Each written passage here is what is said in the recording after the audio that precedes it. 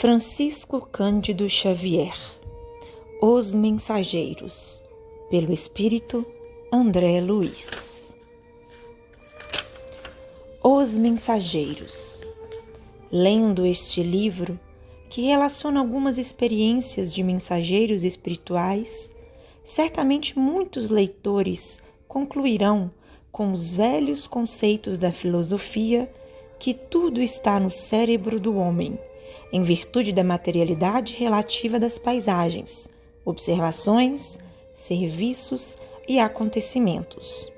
Forçoso é reconhecer, todavia, que o cérebro é o aparelho da razão e que o homem desencarnado, pela simples circunstância da morte física, não penetrou os domínios angélicos, permanecendo diante da própria consciência, lutando por iluminar o raciocínio e preparando-se para a continuidade do aperfeiçoamento noutro campo vibratório.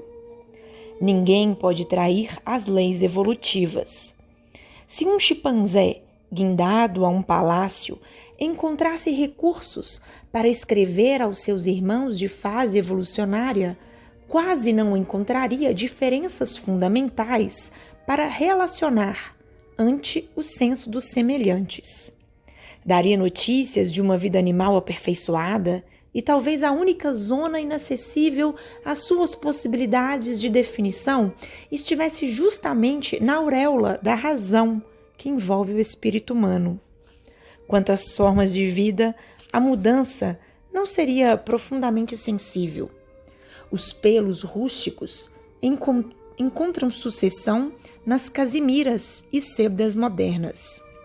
A natureza que cerca o ninho agreste é a mesma que fornece estabilidade à moradia do homem.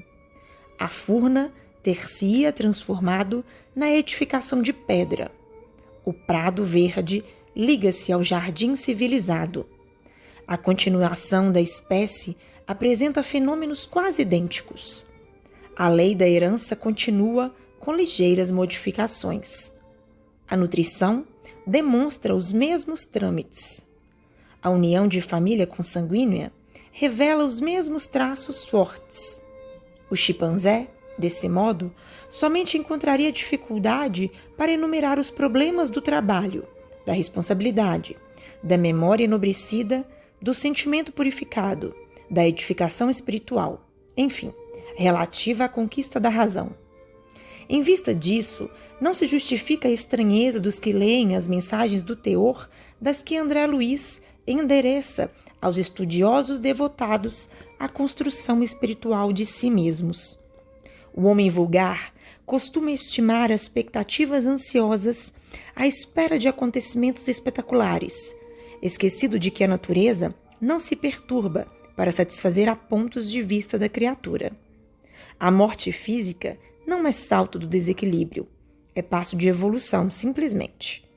A maneira do macaco que encontra no ambiente humano uma vida animal enobrecida, o homem que, após a morte física, mereceu o ingresso nos círculos elevados do invisível, encontra uma vida humana sublimada.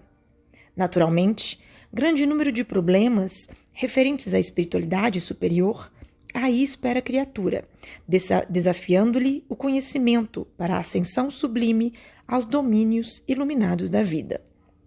O progresso não sofre estacionamento e a alma caminha incessantemente, atraída pela luz imortal. No entanto, o que nos leva a grafar este prefácio singelo não é a conclusão filosófica, mas a necessidade de evidenciar a santa oportunidade de trabalho do leitor amigo nos dias que correm. Felizes os que buscarem na revelação nova o lugar de serviço que lhes compete na terra, consoante a vontade de Deus.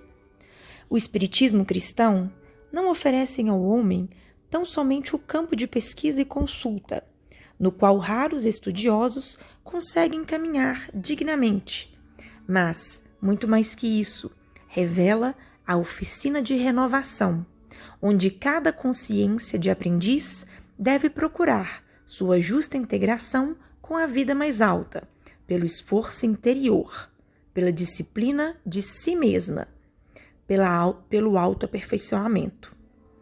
Não falta concurso divino ao trabalhador de boa vontade.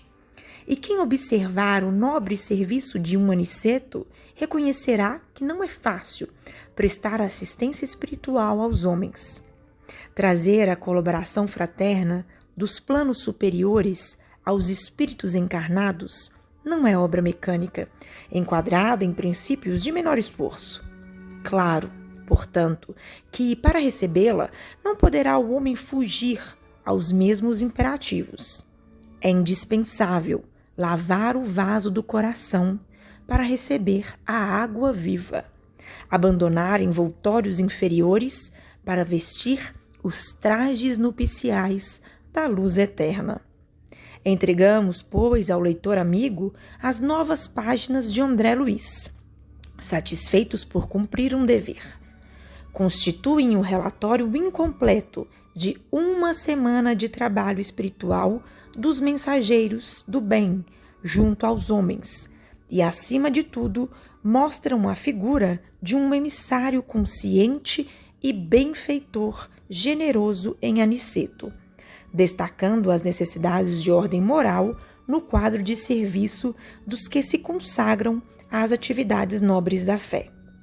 Se procuras, amigo, a luz espiritual, se a animalidade já te cansou o coração, lembra-te de que, em espiritualismo, a investigação conduzirá sempre ao infinito, tanto no que se refere ao campo infinitesimal como à esfera dos astros distantes, e que só a transformação de ti mesmo à luz da espiritualidade superior te facultará acesso às fontes da vida divina. E, sobretudo, recorda que as mensagens edificantes do além não se destinam apenas à expressão emocional, mas, acima de tudo, ao teu senso de filho de Deus, para que faças o inventário de tuas próprias realizações e te entregues, de fato, na responsabilidade de viver diante do Senhor. Emmanuel, Pedro Leopoldo, Minas Gerais, 26 de fevereiro de 1944.